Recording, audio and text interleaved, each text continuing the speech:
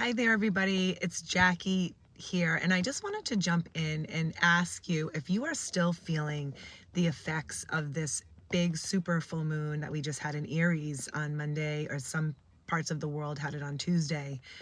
And there's something I want to share with you.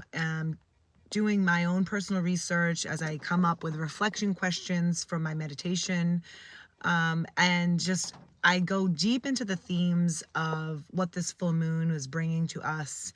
And there was something that I came out with, and it's called the honey trap. And there's a quote that we often say, and it says, "You can get more bees with honey."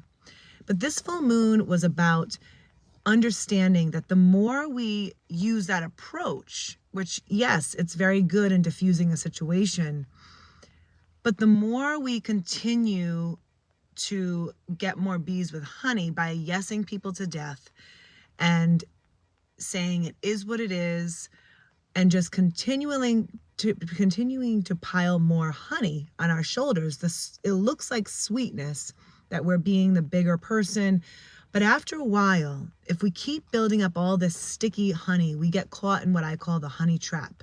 And what the honey trap is a feeling of like we're balancing ourselves on a teeter-totter, but we're not really balancing our own emotions. We're balancing everybody else's emotions to make everybody else not feel uncomfortable. And the more we do it, the more uncomfortable we feel. And this full moon in Aries was powerful because it was asking you to find the courage within to say, no, I'm not okay with this situation. I don't feel good when you say this to me. It hurts me when you treat me like this. I feel like you're taking advantage of me when you constantly ask me to do more. And I really just want to scream, not today.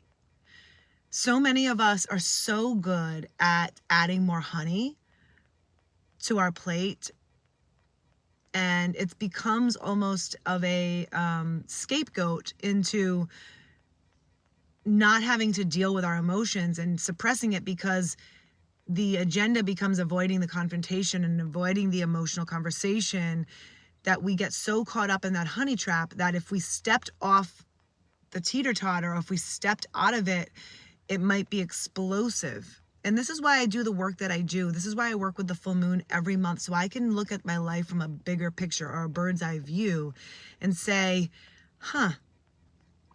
this isn't really working for me. If this is how you feel, subscribe to my email today to learn more about my lunar strategies. Have a great day, guys.